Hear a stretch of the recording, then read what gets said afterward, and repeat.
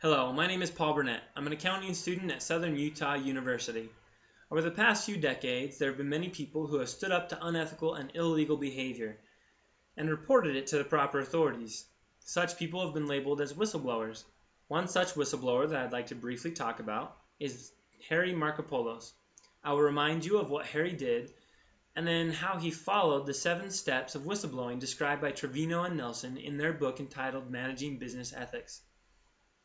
Harry Markopolos began working for Rampart Investment Management in 1991. In the year 2000, he was asked by his superiors to deconstruct and, if possible, replicate Bernie Madoff's investing strategy. Harry was considered the office math whiz of his company, and when he could not deconstruct Madoff's strategy, it became an office challenge and a personal challenge to do so. While attempting to configure Madoff's strategy, many red flags popped up to him. Markopolos noticed that Madoff had no losses and said that he had to have some losses somewhere in investing. Harry decided that Madoff must be running a Ponzi scheme or front-running stocks. He wrote memos and tips to the SEC office located in his jurisdiction over Madoff's company. The SEC ignored him along with the press. Even after leaving Rampart Investment Management, Markopolos continued to communicate and report his findings to the SEC. His latest correspondence was 8 months prior to when Madoff's Ponzi scheme surfaced. For years, Markopolos blew the whistle and nobody listened. He is now praised at what he did, although the Ponzi scheme done by Madoff was uncovered through other means than his whistleblowing. According to Trevino and Nelson, there are 7 steps to whistleblowing.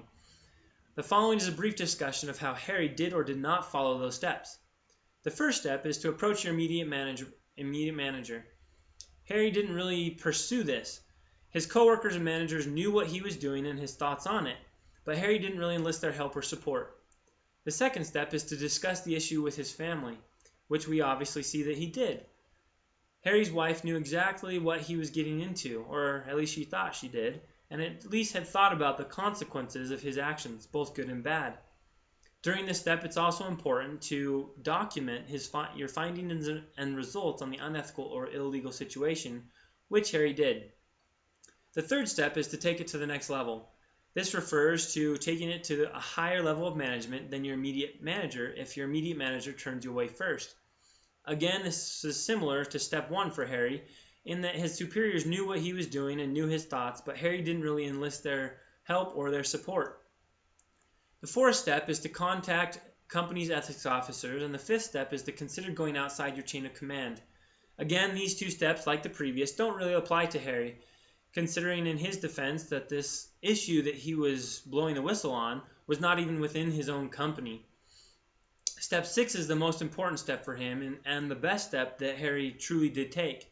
He was resilient in communicating the findings and concerns about Bernie Madoff's company and the strategy. He went outside of the company to report this. Even though he was ignored and pushed away multiple times, Harry persevered.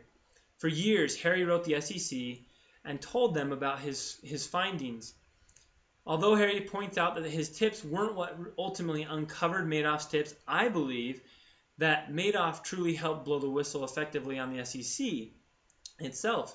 Investigations were led as to why the SEC ignored Markopolos' many attempts to blow the whistle on Bernie Madoff. The 7th step is to leave the company. Again, this isn't really applicable to Harry, considering the ethical situation wasn't in his own company. Although Harry did end up leaving Rampart to start his own business investigating financial fraud. Harry Markopolos is known as a whistleblower, even though it wasn't his tips that ultimately uncovered the Bernie Madoff scheme. His story is different than most whistleblowers because he did not actually work for Bernie Madoff himself. He had to go straight to the regulatory agency, the SEC in this case, to report what he had found. He was persistent and did not give up to try and uncover a Ponzi scheme that was very costly to investors and also to Americans in general. Harry Markopolos is an example to us all that we should never give up on something that we believe and we know is right. We should never allow someone to get away with illegal activity just because we fear that no one will listen to us. Be persistent, courageous, and bold when blowing the whistle.